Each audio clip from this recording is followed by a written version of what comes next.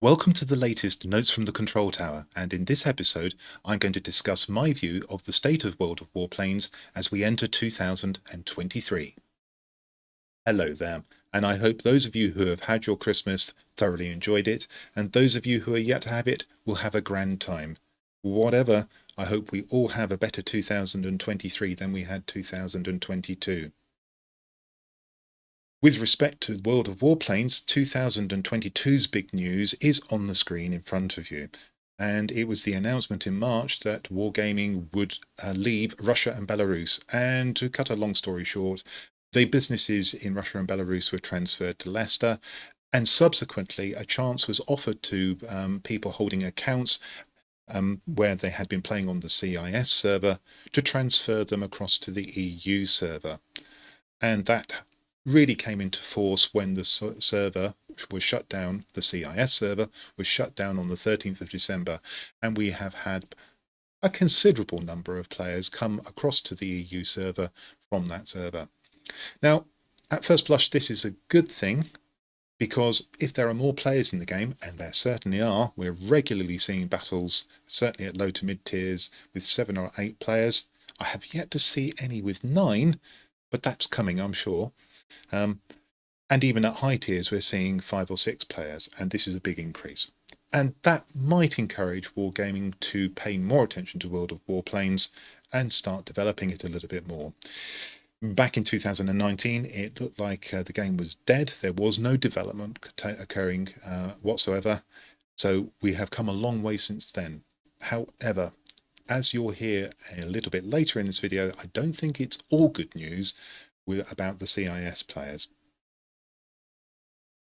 Next, I'm going to talk about the monetization of World of Warplanes, and this actually links back to my comment about possible development in the game, and you'll see how shortly. Well, here's the premium shop, and you can buy various things. Well, that's a revelation, isn't it? You can buy things from a shop. So you can buy gold, you can buy premium account, and incidentally, some of you may not know that this is standard premium account, and although Wargaming doesn't like you to know about this, this premium time will actually work for you in World of Tanks and World of Warships, although it's not the premium time, if you see what I mean. They have their own premium times which confer extra benefits. Nevertheless, this is an economical way to buy time for all 3 games. You've also got a list of aircraft. This is looking decidedly old-fashioned now. They've been around for a long time, but these are premium aircraft and some of them are pretty good. And then you've got specials, which cover a variety of items. Some of these are good, some of them not so much. Let's just step through what you can get. This bundle here is actually for 6,000 gold, but it contains bonus items, camouflages. I like this kind of thing. Camouflages can be pretty, you can buy them for your planes, and you will also get benefits that help you to progress through the game without them affecting how you play in battle, because they don't affect the parameters of your aircraft. This is the kind of thing that I really like to see on sale, and I wish that the World of Warplanes team did more of it. We'll skip over the next item. We're going to drop down to something that I really don't like to see on sale. And this is something that does affect how you play in battle, because it's experimental equipment, and this is a pay-to-win item. And frankly, don't think this is the way to go about putting experimental equipment into the game. Everybody should be able to get hold of it without having to lash out money. And occasionally you can in some events, but the temptation is, if you want to be better at the game, pay Wargaming a bit of money and buy some of this experimental equipment. This is not the kind of thing that I like to see. However, I reserve my ire for the loot crates. I absolutely do not think that loot crates should have any place in a game that's PEGI 7 rated, certainly in Europe, which means that, in theory, children of 7 years old are exposed to merchandising, marketing, saying, buy these gambling crates. This absolutely should not happen. And one of my very earliest videos was complaining about this and hoping that Wargaming would actually reverse their policy and stop producing loot crates. Well, since then they've introduced about 4 or 5 more. I'm really disappointed, but I can't say I'm surprised. In the States it's slightly different, but the rating of the game is still early teenage, and I think all of the comments I've just made about children being exposed to what is basically gambling apply for the NA server just as much as they does the EU server. And then there's another item, and here we have certificates for candy pieces. Well, most of you will know that these certificates are there for you to buy if you don't feel that you want to invest what may be 60 or more hours time in grinding for the aircraft, which is the reward for the current Christmas event, Holiday Maneuvers 2022. That aircraft being the Northrop P-61 Black Widow. And those of you who've seen my videos on that aircraft will know that it looks like it's a very strong aircraft. Certainly a good player is going to be very powerful in that plane with a good pilot, good equipment, the right choice of consumables. Not quite so sure that lesser players will make the most of it, but the long and short of it is it's another aircraft that's been made available through either a chain of combat missions or a candy trail, which is close to being overpowered. And if we just reviewed the other aircraft that have come into the game, well, the first one was the XP-54 in June 2021, and as we all know, that is a beast. Grossly overpowered when it was introduced. It has been nerfed slightly since because it now faces tier 7 battles much more often, but it's still far too powerful, and it was quickly followed by one of the worst aircraft in the game as far as I'm concerned, and I don't mean worst as in a poor aircraft, I mean one of the worst game-breaking aircraft, the B-29C Super Fortress, which has not been nerfed and ought to be, but we'll come on to that later. There's also been the Antonov M Masher, which is a good plane, but much more balanced. But that was a tier 9 premium. The Spitfire 16, I've missed one here. The 2021 Christmas event was for the XFY-1 Pogo, which isn't particularly strong. That's a player's plane. You need to be fairly good at the game to be able to get the best out of that one. You could say something similar about the Spitfire 16 that came next, although it's an easy plane to play. It's by no means game breaking. Then we come to the P-38L Lightning, which is flat out better than its tech tree counterpart, and this, whilst I wouldn't necessarily say it was game breaking, and which may be because of the presence of the XP-54, without that maybe it would be game breaking. This was definitely a very powerful aircraft. We can ignore the reward aircraft for the various birthdays of wargaming and World of Warplanes. That's the Schur Mark 1 and the Junkers 87D5. Those were giveaways, throwaways almost, in fact, and almost gimmicky aircraft. There's also been a pair of special pilots that you could grind for in the same way, Cadman Miller and Albrecht Schneider, and particularly Mr. Schneider turns the ME-410, in my opinion, into a raging monster. All that comes to the development, my comments about the development of the game. It seems like most of the effort of the World War Warplanes team is being put into developing aircraft and pilots which come at the end of a chain of combat missions or a candy trail such as the one that's currently in place in the game. And the hope is that you will pay money to short circuit your way to the end of those chains of combat missions or candy trails. And that's leaving no space for the development of the game. Can anyone remember the last time a tech tree was developed for the game? Well, it was in the June 2019 plans to finish the American bomber line. Actually, I'm pretty glad that never happened, and I hope it never happens. You'll hear why soon. But we haven't seen hide nor hair of anything else resembling a tech tree line, and the state of the game tends to demand that if you're going to monetize it this way, then you're going to have to try and give people good aircraft that are rewards and premiums, which are better than the tech tree planes. And that's a slippery slope. And that's what I've seen happen in World of Tanks, and now it's happening in World of Warplanes, and it's not a good sign. Let's turn away from my fears that the tech trees in World of Warplanes are gradually becoming more and more redundant, and that World of Warplanes is actually on the way to becoming World of Premium Warplanes in pretty much the same way as I think World of Tanks has become World of Premium Tanks. Let's talk about another serious problem in the game, the matchmaker.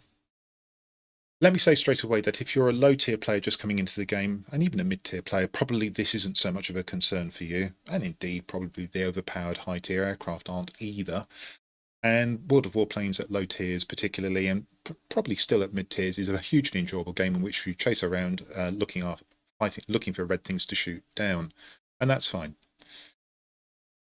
This is going to dovetail though with the CIS players coming into the game as well, and for those of you who are more experienced or looking to progress to higher tiers, listen up. Here we have the last page, last information issued by the World of Warplanes team on the Matchmaker, and as you can see, it dates from 2018, and as you can also see, it has a rather defensive title of Myths and Reality. Even then, the Matchmaker was controversial, and it's now sadly out of date. Long and short of it is, the Matchmaker takes two categories of aircraft, one category being bombers and ground attackers, the rest being all the fighters, and then balance them against one another. What it doesn't do is balance specialized aircraft against one another. There has never been any allowance for specialization, and this means that you can get the lopsided effect of all the specialized aircraft, or most of them, being on one team and very few being on the other, and that leads to a rout generally. That's not enjoyable, but that actually isn't the worst problem, although it's a significant one and it needs addressing. What you don't tend to realize is that, unless you read this article very carefully, there is a 5-7 divide in the matchmaking. What does that mean? Well, it means that you can have 5 bombers or ground attackers in the game, and the rest of the aircraft in the team will be fighters of some description. Any description. Any fighter can be matched against any other fighter. So you can have a Tier 3 BK 534 matched against a Tier 4 BF 110B, which is nonsense, but there you go. That hasn't been much of an issue until recently, and here's where the CIS players come in. In theory, you can have 9 players in a battle, and there are always 3 bots at the minimum. I've played 33,000 battles or more, and I have never seen 9 players in a game. I know that it has happened. My good friends have shown me evidence that it has happened on rare occasions, but I've only ever seen 8 at maximum. And to be fair, the 5-7 divide to a degree doesn't affect the low tiers and mid tiers so much. So again, as a newer player, this isn't so much of an issue for you, but at high tiers, it certainly does. What's happened with the CIS players, regrettably, is that they spam bombers and ground attackers like nobody's business. Now, I've been complaining for a long time that the bombers in particular are grossly overpowered at high tiers. The EF-131 and the SU-10, perhaps to a lesser extent, in my opinion, both need serious nerfs, as does that B-29C, because basically they absolutely wreck games. That said, before the advent of the CIS players, we were talking about probably one of those bombers per match, and that was bad enough. Now, what we're seeing is that the CIS players are bringing into play this 5-7 divide, and it is very frequent at higher tiers that we see examples of all 5 slots for ground attackers and bombers being filled by humans, leaving practically a maximum of 3 slots, and often less, for all other types of aircraft. This means that the whole point of the game, which is to identify your strategic sectors, take them if you can, and hold them for at least longer than the enemy, is thrown out of the window, because you can't hold your sectors. There is no way that at Tier 10, if you're faced with 2 EF-131s, an SU-10, and 2 Tier 10, or perhaps maybe a Tier 9 ground attacker, that you, in another aircraft, can stop them. They will take any sector that you take, and they will probably take it very quickly if the bomber pilots in particular know what they're doing, and this wrecks the game. That's to say nothing of the fact that if you're flying an aircraft other than these bombers or ground attackers, you simply don't get any good gameplay generally. What's happened is that the games have become horrible, horrible matches where you try and chase bombers down if you're capable, and if you're not capable of chasing down bombers, or indeed ground attackers, because you're in a particular type of aircraft, you're basically going to get no gameplay. The high tiers have become a wasteland, in my opinion. I have never played the overpowered bombers on principle, and I probably never will at this rate, but now I'm getting no fun whatsoever from Tier 8 to Tier 10 because of this plethora of bombers, ground attackers, and this is apparently been the meta on the CIS server, and now it's been imported to the EU server, and I'm going to use a very simple word. They have, with this meta, trashed the high tiers. There are very few aircraft it is now worth flying at high tiers. There are the bombers, the F-131, the SU-10, the B-29C in particular. The Tier 9 bombers are almost as bad, but not quite. The ground attackers, principally the German ones, because they're fast enough to keep up with the overpowered bombers. The Russian ground attackers are pretty much redundant. The heavies, particularly the Javelin, because it's got a big hit point pool, perhaps a tanked up ME262 HG3. Don't think the XF90 has ever been that good a bomber hunter. It's more for taking out other heavies and light fighters. Maybe the highest DPS fighters, so possibly the MEP1101, maybe the MiG-15 BIS, that kind of thing. But a lot of the other aircraft, you're wasting your time flying now, and that's particularly so if they're attack tree aircraft, which you are stock. You are in for a horrible time. And in my opinion, if the World of Warplanes team does not act to change the matchmaker and this 5-7 divide very quickly, we're going to see people simply deserting the high tiers and people refusing to grind up to tier 10 because they feel that there's no point in playing a key 1623 at tier 10 because, frankly, there isn't. What can the World of Warplanes team do very quickly? Well, they need to change this 5-7 split, in my opinion, and they need to make it at absolute maximum a 3-9. Personally, I prefer to see it 2-10. I'd like to, and I'd also like the bombers and the ground attackers to be decoupled. I don't think bombers and ground attackers should be matched against one another.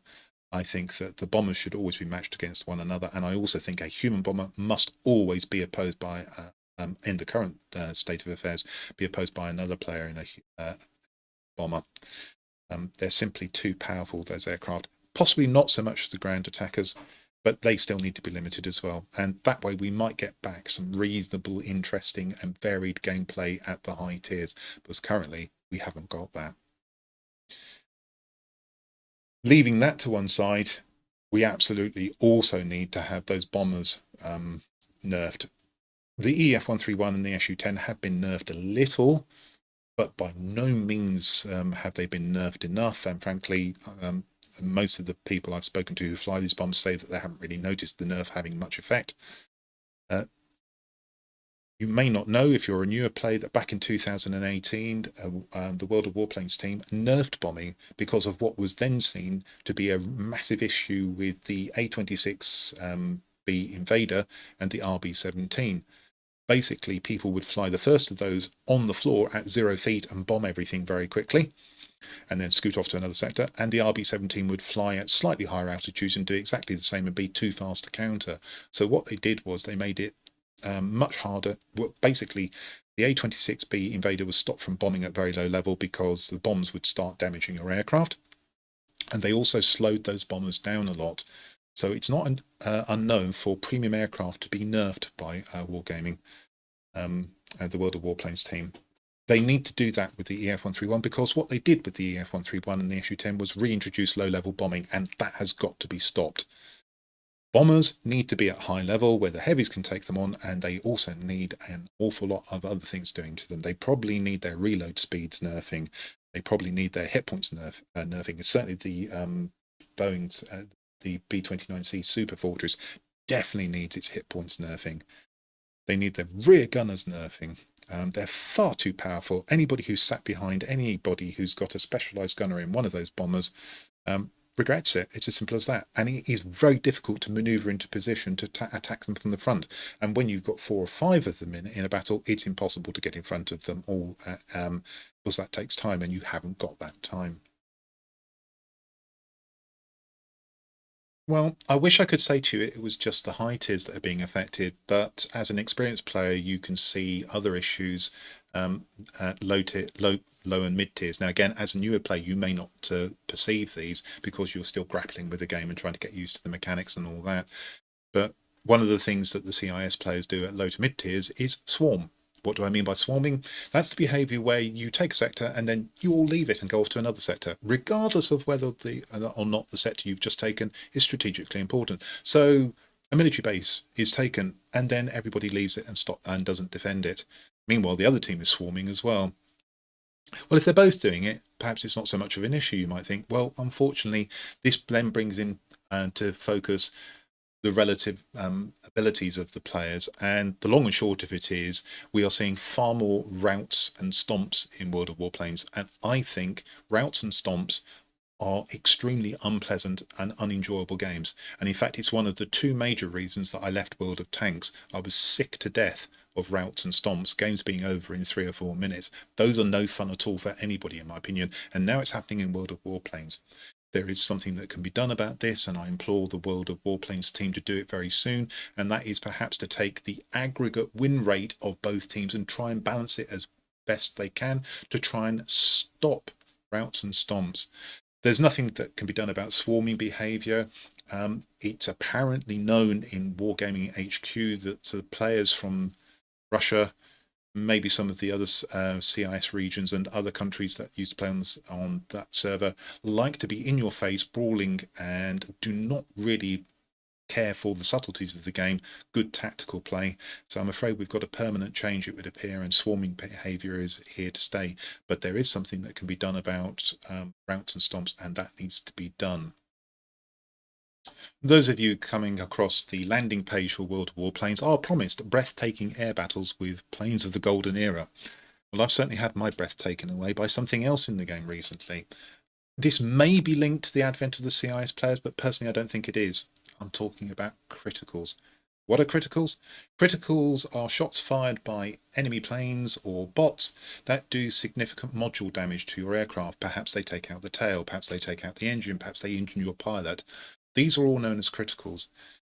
And I have to say that recently I feel like the criticals have been turned up to borrow a phrase from the film reviewers Mark Kermode and Simon Mayo, 11 stupid. And this is significant because one of the ways that you enjoy this game is by being more skillful than your opponent and outplaying them. And for instance, if you're in a maneuverable fighter, you will go into an engagement and you will expect to outmaneuver your opponent and get on his tail.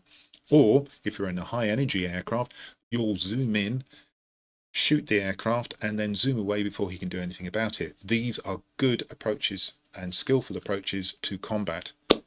Well, if the one shot that the enemy lands on you takes out your tail if you're a maneuverable fighter, or the one shot that the enemy lands on you and when you're in a high energy plane takes out your engine, and then having repaired your tail, perhaps with a pneumatic control assist, or your engine with an engine restart, it instantly does the same thing again. One-on-one engagements cease to be matters of skill, and they are become a matter of who's lucky enough to do the first criticals that are of significance. And it does seem to me that it's exactly the critical that most cripples your aircraft, the one that you really can't afford, that is the one that happens. Now, we started noticing this, I think, before the CIS players started coming on stream, and also I think the bots are doing these criticals as well. And I want to ask the World of Warplanes team, what have you changed? Why have you made this change? Why are you penalising skilled players in this way? Because frankly, if I'm a skilled player but I can't use my skills to win engagements, why do I want to play at all? What's the point? I don't want to sit there in front of an aircraft I'm about to outmaneuver and immediately have my tail shot out almost every single time, nor do I want to be in my high energy fighter and lose my engine. And it's also the case that I don't want to sit behind, for instance, a human bomber and lose my pilot, so my accuracy on my guns goes away, heal him, and instantly have him shot out again, meaning that I can never shoot the bomber or the ground attacker. And this has been noted not just by me, but other seasoned players of the game. So I don't know what's happened here, but something has changed. We're all pretty sure of it. And it is really destroying quite a lot of the enjoyment of the game because, let's face it, if you can't defeat your opponents with skill, you're relying on the luck of criticals, well, that's a crapshoot. And frankly, I'd rather go off and actually play games of chance and luck than experience it in World of Warplanes. I've played World of Warplanes for 5 years and I've had a blast with this game. I love it. There's a great game in here, struggling to get out from underneath some issues. But I have to say, I think the issues right now are as bad as they've ever been. In fact, they are the worst that I've seen in all my time in the game. The tendency towards World of Premium Warplanes through the monetization of chains of combat missions, encouraging you to buy certificates and the like, I think is a bad development in the game. The matchmaking where the high tiers have been trashed by the 5-7 divide, leading to frequently 3, 4, 5 bombers and ground attackers per game. That's got to be addressed urgently. The routes and stomps have got to be taken out of the game as well, as much as is possible. And then the criticals, which are stopping this game from being skill-based, have to be turned back down again. And if those things happen, maybe we'll get back to the game that I loved so much when I first started playing it back in October 2017. And I can only hope that that is what happens. World of Warplanes, over to you. You have some issues that you need to deal with. And finally, I owe all of you a massive thank you. I started both streaming and producing YouTube content back in May 2021. And as we all know, World of Warplanes is a niche game. I never in my wildest dreams thought that I would have over 1,000 Twitch followers and over 1,000 YouTube subscribers. And yet this is where I am today, and it's all thanks to you. Those of you who have supported me through this journey, I can't thank you enough. And I will do my best to continue to produce content that you like and appreciate. And it will continue to be based on World of Warplanes, but I am going to be looking to expand my repertoire, and I hope that you'll join me on that journey as well. You have been wonderful. I love you all. Thank you so much once again. With that, we've come to the end of this episode of Notes from the Control Tower, and I hope that you found what I've said interesting, maybe thought-provoking, and if you disagree with what I've said, if you find it controversial, by all means let me know in the comments. After all, it's all about you, it's not about me. And with that, this is the Noble Q, signing out.